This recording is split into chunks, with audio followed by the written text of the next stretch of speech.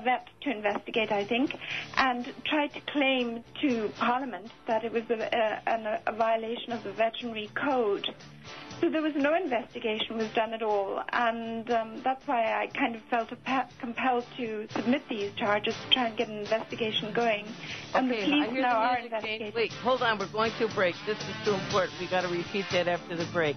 A veterinarian, folks. That's who they asked to investigate. And I just want to underline and underscore and put in bold font what you were saying before the break, Jane, that they sent a veterinarian. Now, I have the highest respects for veterinarians, especially the one we have on the show today.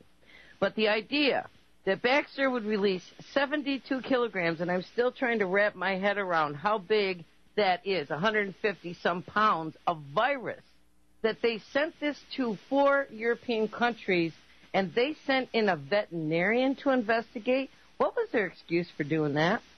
Well, there is no excuse, and that's why it's quite clear that the health minister is an agent, as I call him, or a member of this crime gang, because he's not acting on behalf of the Austrian people. He's not acting in accordance with the law. He's just doing his own thing, and basically he's just covering Baxter's tracks. And that was only revealed when he was obliged to answer parliamentary questions on the 20th of May, that he was obliged to kind of hang himself by his own rope when he revealed that it was 72 kilos and that he'd done absolutely nothing to sort of combat this danger. And what was the response of the Parliament to this? Of course, we know they must know what's going on. But well, this is really worrying. The response was absolutely nothing. You would think they'd start an investigation, an inquiry, call for the laws to be kind of tightened up, but they didn't do anything. So Baxter, I've been told by important people, is very, very powerful, and nobody dares kind of, interfere with their activities here in Austria. Not even no politician will dare, cross them. So I don't know how powerful they must be, but they seem to have the whole political establishment in their pocket. Can I make a comment here? Go ahead. And I mean no disrespect to any races whatsoever, but if these people were wearing white turbans instead of white coats, as Dr. Carley likes to call these doctors, they would be in Guantanamo. They would be rendered somewhere. They would be tortured. They would be killed. They would be charged with, terrorism. And nothing happened. Wake up, folks. The only people that are going to be able to do something about this is you. And I've got a question for Jane, and you can address this any time throughout the rest of the show, Jane. Please tell the people what they must do. Yes, there are lots of things that you can do, and people have been filing criminal charges about this in America, and Elizabeth Book in Orlando Beach, Florida, has actually managed to get $10,000 towards the cost of a federal injunction, which aims to get the court to prohibit this vaccination in the fall. So you can collect money and try and raise enough money to help Elizabeth get this injunction through at the federal level. You can go to your local police station and hand in the charges as Elizabeth did, and the police read the charges. And every time your local law enforcement reads these charges, they're going to be much less likely to assist Homeland Security, help WHO, and support the UN, basically in forcing you to take the vaccination. So that's something you can do. Okay, we're going to our next break, and then we're going to start our second hour. I want to go through this in much more detail.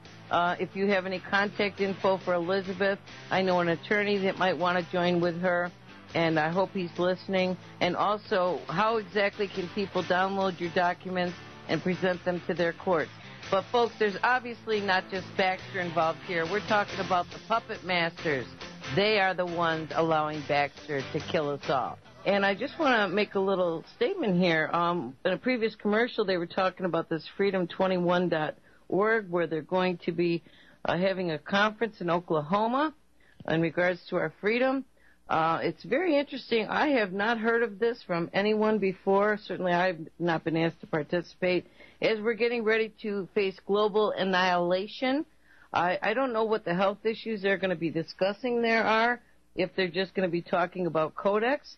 But please call 540-341-8915 and ask them if they could possibly, sell copies of this show at that meeting, if nothing else, because we certainly need to get this information out to the people. Yeah, you need to have investments. Yeah, you need to have whatever. But if you're dead, none of it matters, okay? And that's what we're getting ready to face. Now, Jane, I just wanted to ask you, is there any contact information for Elizabeth? Because certainly the freedom21.org people should be getting in touch with her. I can't imagine a more important thing to support than someone who's trying to get a federal injunction to save our people in this country from this killing. I mean, I've got her email address, which I'll send to you. And, Patrick, I think I've already CC'd you in on an email to Elizabeth, so you probably have her email address. Well, do you think she would mind it being announced on the air? Because people may want to contact her directly and make donations. To be honest, I don't know it off by heart. I think it's Wild Rose Rosetta. To be honest, I don't know it off by heart, and I haven't got my internet. Okay, I'll try to find that in my emails. Unfortunately, I just want to make another announcement to the listeners. My updates have been hacked into again. The last 5 updates, including a lot of the information we're discussing, I have not been able to send out. My updates keep aborting themselves. Apparently, they're going through the NSA first. But I will try to get that email address of Elizabeth out to you because we need to support this person, people. There's nothing more important than what's going on with this situation. And I just want to also mention, Jane, that YouTube video that I posted, which has the Heritage Foundation minion not responding to 4 of us calling into C-SPAN and asking him hard questions. I loved one of the comments that I received. The comment was, why hasn't Baxter International sued Jane Burgermeister? And the answer is because she speaks the truth. And so I encourage you once again to go to that YouTube video and read the comment from 91177info because he's got all kinds of links as to the fact that all 194 signatory countries to the IHR must comply, although that's a fraud, but that's what they make us believe. A list of countries which have signed the WHO Constitution can be found under that link. He's got Jane's blog there, other official documents, etc. So it's really wonderful because so many people are spreading this information viral. And let me just ask you, Jane, has Baxter or the WHO or any other agency / company / whatever threatened you in any way besides losing your job, obviously? No, I mean, apart from my blog constantly being hacked and this kind of thing, I haven't been threatened in any way, and certainly not with being sued. I would really welcome the opportunity to put my case in court if they ever did sue me, because I think I'd win kind of billions. Right. But, wait, let me just comment on that, because that's so important. The reason they haven't sued you, Jane, the reason that the people that have been torturing my son for 10 years have not sued me for calling them pedophiles on the air and giving their names and things of that nature is because when you speak the truth, if they're going to sue you, the truth is going to be the focus of the lawsuit. You see, what these minions do whenever they're in court, because all the courts are corrupt, is they distract away from the actual case and they create a side case, which has nothing to do with what's actually happening. They will never sue anyone that speaks the truth because they can't stand to have the truth in court and they can't respond to it. So don't have any fear, folks. The truth will always win out in the end. We'll be right back. And I just want to state that while we're on the break, I was looking through the emails. I found Elizabeth's email. Please write this down, folks, and ask her how you can support her federal injunction. Her email is wild, W-I-L-D, Rose, R-O-S-E, stands, S-T-A-N-D-S, all one word, wildrosestands@yahoo.com. Please contact her and ask how you can help.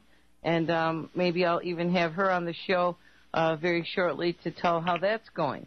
But, Jane, I wanted to just ask you before we bring Dr. Jordan on, could you please go through the details of what documents you have constructed, where they are on your blog, and the procedure for filing them?